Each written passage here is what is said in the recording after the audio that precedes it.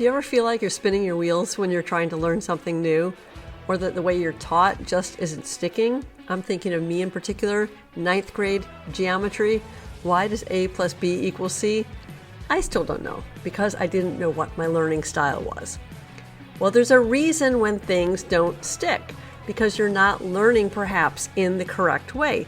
We all have preferred ways of processing and retaining new information.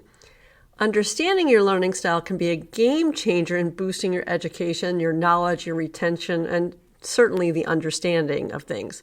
So in this episode, we're going to break down the 4 main types of learning: visual, auditory, kinesthetic, and reading and writing. We're going to look at how each style takes in information best, along with tips to optimize learning, which is definitely what you need if you want to learn something and remember it, right? So tune in to discover your unique learning style and how to harness it for success. You're going to walk away with clear strategies to absorb new material in a way that sticks. And let's get into episode 9. All right, so as a recap, there are 4 different types of learning: visual, auditory, reading and writing, and kinesthetic learners. Kinesthetic learn best through hands-on physical activities typically and experiments. We're going to start at the very top with visual. I think this is really interesting that 65% of people are visual learners. They retain information best through images and video, and visual communication is fast and it helps people retain 80% of what they see. So if you want to teach people a little bit about your massage business, it would be a really great idea to have video on your website, because if 65% of people see that, if 65% of people learn by watching and they remember 80% of that information, video is an awesome way to introduce somebody to your own massage practice. People who are visual learners also use languages that reflect their preferred mode, such as, "How does this look to you?" referring to the eyes, or "I see what you mean, and I can picture that in my head." Now, if you're a visual learner, here are some tips to help you learn better. You can sit near the front of the classroom, and it does not mean you're teacher's pet. You just need to not be distracted by anything else, any little squirrels or shiny objects around you. Obviously, have your eyesight checked on a regular basis, because if you're a visual learner, you hopefully can see. You can use flashcards to learn new words. You can try to visualize things that you hear or things that are read to you. You can write down key words, ideas, or instruction, and draw pictures to help explain new concepts, and then explain the pictures to someone. And you can also color code things. And lastly, and this is super important for those of us who might be a little neurodivergent or perhaps a little touch of ADD, you want to avoid distractions during study times. So those are visual learners and tips for visual learners. Now, it's important to realize also that typically most people are not completely one style of learner. They typically have 2 types of learning styles with perhaps a little bit of the third one tossed in there. Now, 30% of people are auditory learners who learn best through conversations, lectures, and stories. Auditory learners retain up to 75% of what they hear. So that's pretty close to visual, who learn up to 80% of what they see. And they might make statements such as, "That rings a bell," or "I hear you." So that's how they're telling you that they learn best. So if you don't know what your learning style is, think about how you might explain to somebody that you're learning something. Would you say, "Oh, I see what you're saying," or "I hear you"? I think those are really super interesting ways to discover if you don't know what your learning style is. And here are some things to help you learn better if you are an auditory learner. Sit where you can hear well. Have your hearing checked on a regular basis. Use flashcards to learn new words, but here's a caveat: you want to read them out loud so you hear yourself saying them, or you can have somebody else say them. Read whatever it is to you, especially like anatomy descriptions. That's a really great way to learn with those flashcards. You can read stories, assignments, or directions out loud. You can record yourself spelling words and then listen to the recording, or you can record yourself discovering whatever anatomy subject you're studying and see how that sinks in with you by listening to your own recording. And yes, you're going to hate your voice probably if you've never done this before, but it is definitely worth it. You can have test questions read to you out loud, and you can study new material by reading out loud. So those are all the tips for auditory learners. Now, if you like to read or write as your way of learning, you're going to thrive on written communication like emails, memos, notes, and of course, digital tools are going to support this learning style. Here are some ways that a massage therapist or a massage therapist student who's a reader or writer could apply that learning style. You could take detailed structured notes by hand or on a laptop during lectures while studying. Organize key points to summarize concepts. That was the mailman. A little distracted there for a second. You can review notes frequently after class to reinforce retention. Rewrite or type up notes for further review. And here's something interesting, and I don't have the stats on this because I just thought of this right now, but there are some universities and schools that are not allowing digital devices in the classroom anymore because it is proven that when you physically write something with a pen or a pencil and a piece of paper, that it helps sink into your memory more because you have to be more intentional about what you physically write. So if you're somebody who learns by writing, then consider going old-fashioned with a journal or a notebook and writing with a pen or a pencil. You can engage in written self-quizzes, Q&A type of thing to test anatomy, kinesiology, and things like that. You could write out step-by-step protocols for massage techniques or routines if you like a routine.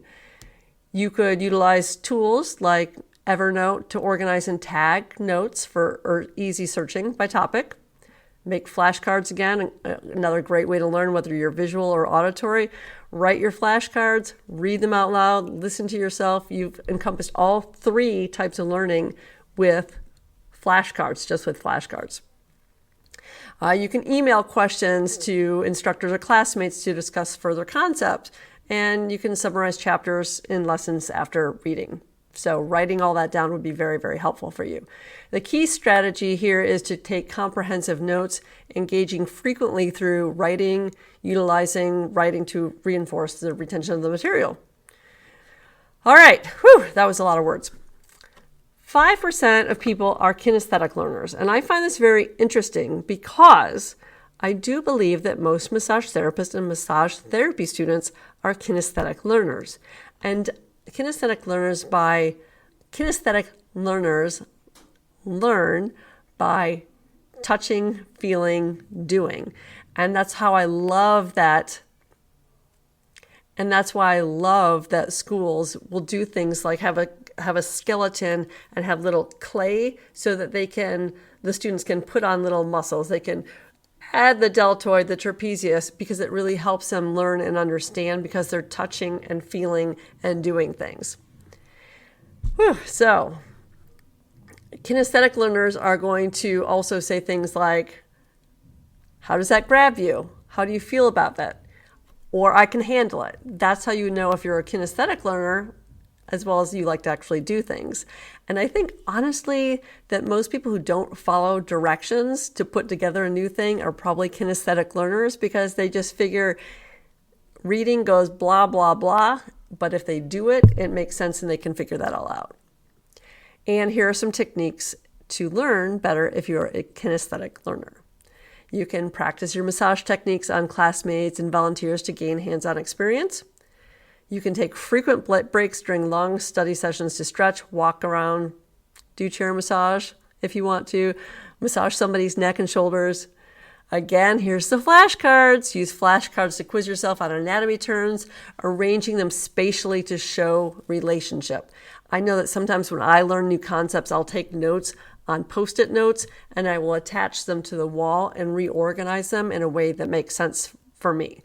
As a kinesthetic and a person who learns as a kinesthetic learner and somebody who also learns by writing and doodling, I find that I need to do things by hand with a pencil and paper and then reorganize them. I pretty much rewrote my entire anatomy book because I learn by writing, I learn by doing, I learn by listening, but I do not learn by reading. So I hit 3 of the 4. I'm sure you'll probably know which ones you are, which ways you learn as well.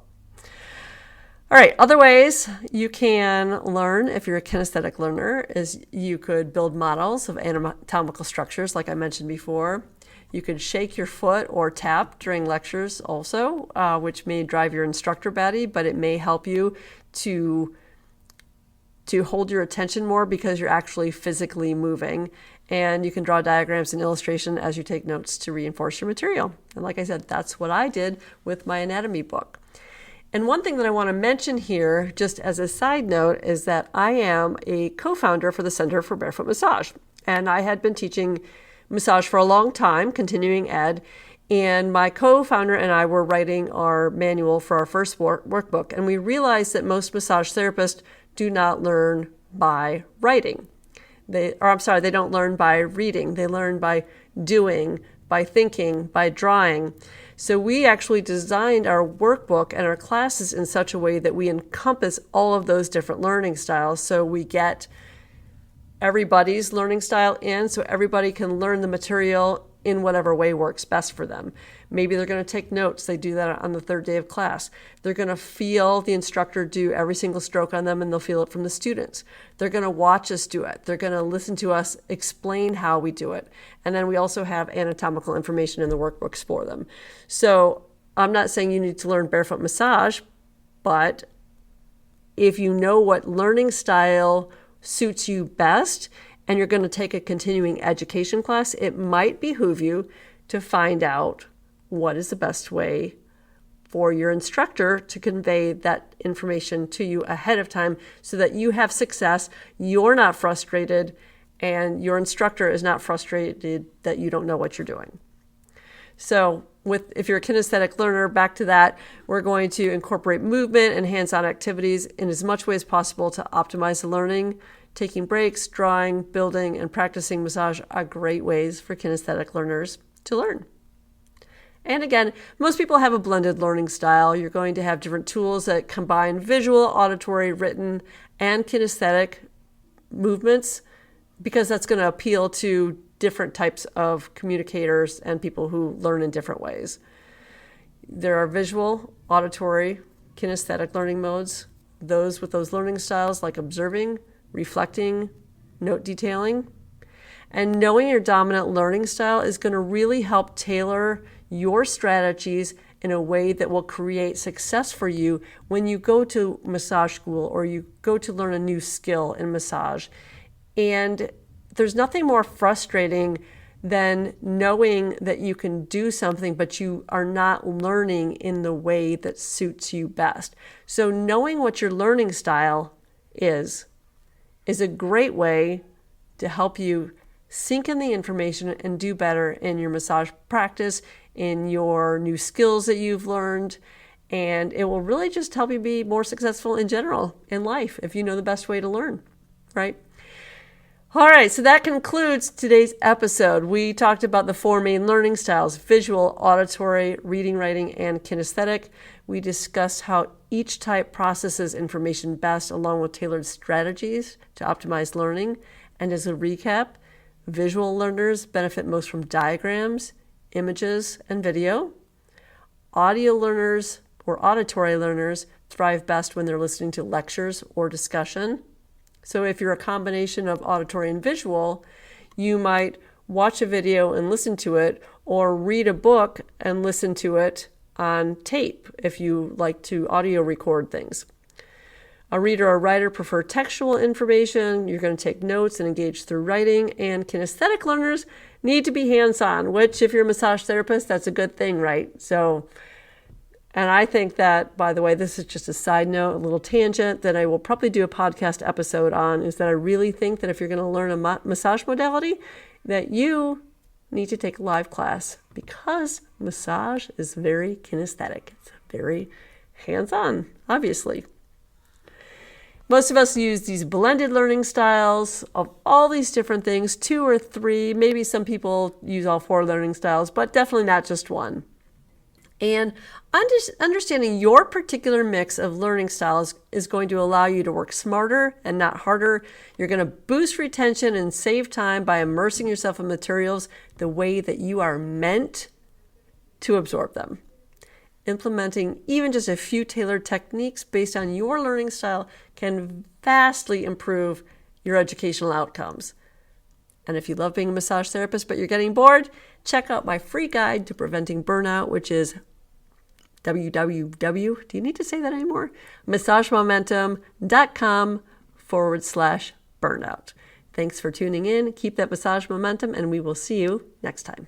Bye-bye.